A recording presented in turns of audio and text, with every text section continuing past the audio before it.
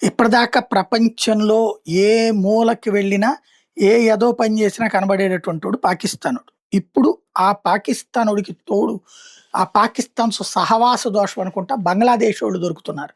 తాజాగా జుబైదుల్ అమీన్ అనే బంగ్లాదేశీని మలేషియా పోలీసులు అరెస్ట్ చేశారు. వీడు మలేషియాలో చాలా రోజుల నుంచి ఉంటున్నాడు. మెడికల్ కాలేజీలో చదువుతున్నాడు. వీడు అక్కడ ఏకంగా అంతర్జాతీయ చైల్డ్ సెక్సువల్ రాకెట్ నడుపుతున్నాడు. చిన్న పిల్లల్ని తల్లిదండ్రులతో మాట్లాడి వాళ్ళని వ్యభిచారంలోకి దించుతున్నాడు. వాళ్ళకి సంబంధించినటువంటి విజువలైజేషన్ ఇయి చేసి అవి వీడియోలు అప్‌లోడ్ చేస్తున్నాడు. ఇప్పుడు అంతర్జాతీయంగా మొత్తం అన్ని దేశాలకు కలిపి కుదుర్చుకున్న ఒప్పందంలో భాగంగా చైల్డ్ అబ్యూజ్‌ని కంట్రోల్ చేసే వ్యవహారంలో వీడి గుట్టు బయటపడింది. వీడు 100 మంది మైనర్లు వరల్డ్ వైడ్‌గా 11 ఏళ్ల లోపు వాళ్ళని ఇందుకు వినియోగించాడన్నటువంటిది తేలింది. ఇన్‌స్టాగ్రాము, స్నాప్‌చాట్ అకౌంట్స్ ద్వారా ఆడపిల్లల్ని ట్రాప్ చేస్తున్నాడని తేలింది. మైనర్‌లని ట్రాప్ చేస్తున్నాడని తేలింది.